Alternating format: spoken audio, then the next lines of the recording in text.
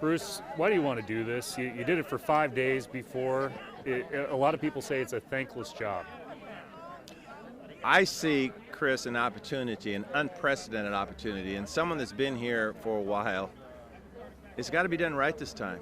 I was serious when I said a rebirth, a rejuvenation, new hope.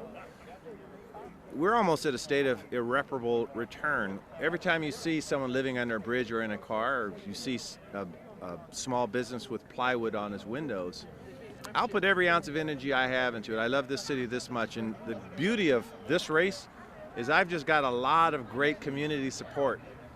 People a lot smarter than I am saying, let's do this, let's change the narrative, and let's rebuild Seattle. So I'm excited. I thrive off of that kind of energy, and we're gonna keep plowing ahead. We're gonna redo this. We're gonna redo the city. I know you talked a lot about homelessness, but didn't this crisis start under your watch while you were on the council as council president? No, it did not. And if someone says that, that's just factually untrue. The homelessness problem probably started 20, 30 years ago. And if you look at the rise of income inequality, you look at the rise of the super wealthy, our country has actually created a subclass of poorer people that were not in that subclass. Now a teacher or a postal carrier are either homeless or on the verge of homelessness. People that are now housing insecure is a whole new subclass. And these are economic policies, of course, driven much by economics in a world and a national structure. But there are things we can do that we're not doing. And so I outlined on my website and in my speech the specific things we can do. And the kind of finger pointing, that's going to stop. Because I tell people, do you know your entry point to help solve the problem? And most people don't. They'll say, well, I don't know how I can help. Well, we're going to answer that because we're going to open up a portal so that everyone can see a compassionate Seattle. We don't have that now. We just have the finger pointing. I never believe that we have a scarcity of resources. I always say we have an abundance of resources. We just know how to tap into it and use them efficiently. And that's what we're not doing. Should there be more enforcement of unauthorized encampments that have proliferated during the course of the pandemic? Well, again, I believe in enforcing the existing law and the existing policies. That if someone is to be removed, they should be housed. We should be able to offer them housing, but ask them what else are their impediments to being healthy and safe. What are their impediments? For some, it certainly is more than just a house, right?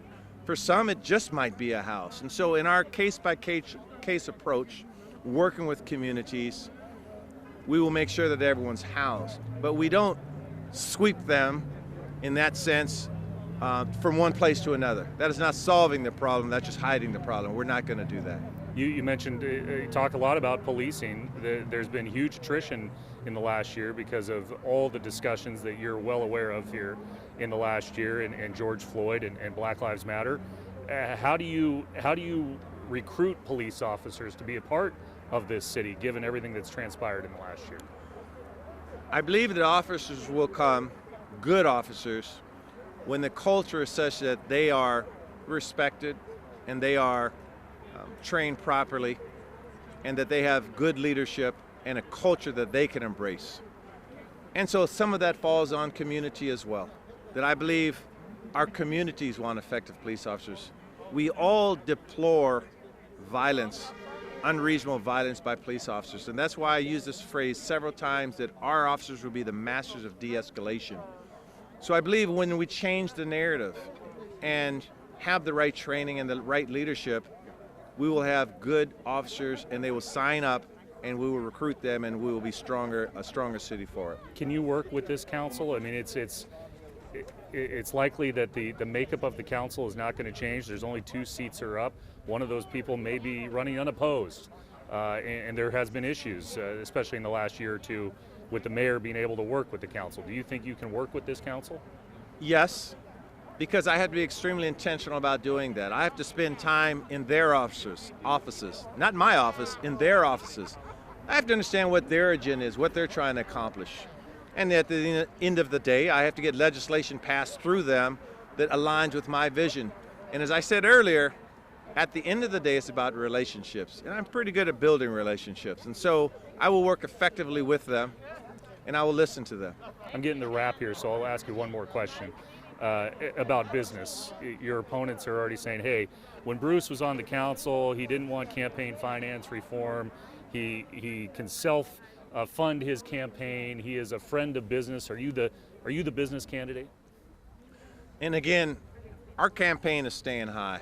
My life has been an open book here in Seattle. And I'm a candidate to support strong educational policies, strong economic development, a pathway to success for everybody. They can call it what they like. But under my administration, we're going to be talking about taking advantage of pathways, creating pathways, addressing systemic racism, making sure all boats rise in our culture. So this finger pointing, this labeling, we're above that.